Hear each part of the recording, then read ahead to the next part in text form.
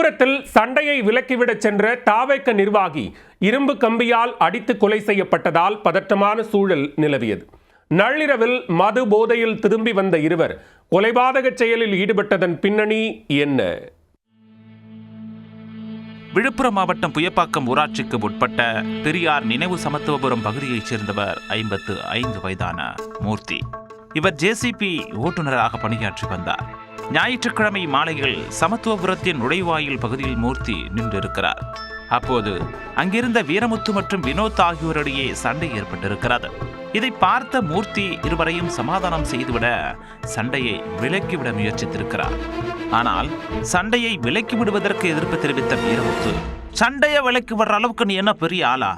சொல்ல பெரிய ஆளா என்ற ரீதியில் வீரவசனம் பேசியதாக கூறப்படுகிறது. இதனால் சமாதானம் செய்ய வந்தவரிடமே வீரமுத்து வீண் வம்பு இழுத்திருக்கிறார். தொடர்ந்து இருவருக்கும் இடையே வாக்குவாதம் ஏற்பட்டதால் வேறு சில நபர்கள் அவர்களை சமாதானம் செய்யும் நிலையும் ஏற்பட்டிருக்கிறது. இதனை அடுத்து அங்கிருந்து கிளம்பிய வீரமுத்து என்ன நினைத்தாரோ மீண்டும் தேடி வந்து சண்டை இழுத்திருக்கிறார். அப்போதும் அங்கிருந்தவர்கள் சண்டையை விலக்கிவிட்டிருக்கின்றனர். நிலைமை சீரானதும் வீட்டிற்கு திரும்பிய மூர்த்தி இரவு சாப்பிட்டுவிட்டு தூங்கச் சென்றுள்ளார். மூர்த்தி சமத்துவபுரத்தின் நுழைவாயில் பகுதியில் உள்ள கட்டையில் படுத்து இரவில் உறங்கியிருக்கிறார். நள்ளிரவில் வீரமுத்து மற்றும் சிறுள்ளிக்குப்பம் கிராமத்தைச் சேர்ந்த அவருடைய நண்பர் ஆனந்தராஜ் இருவரும் மதுபோதையில் அங்கு வந்திருக்கின்றனர். மூர்த்தி அயர்ந்து உறங்கிக் கொண்டிருப்பதை பார்த்ததும் போதை ஆசாமிகள் இரும்பு கம்பியால் அவரின் தலையில் கொடூரமாக தாக்கியிருக்கின்றனர்.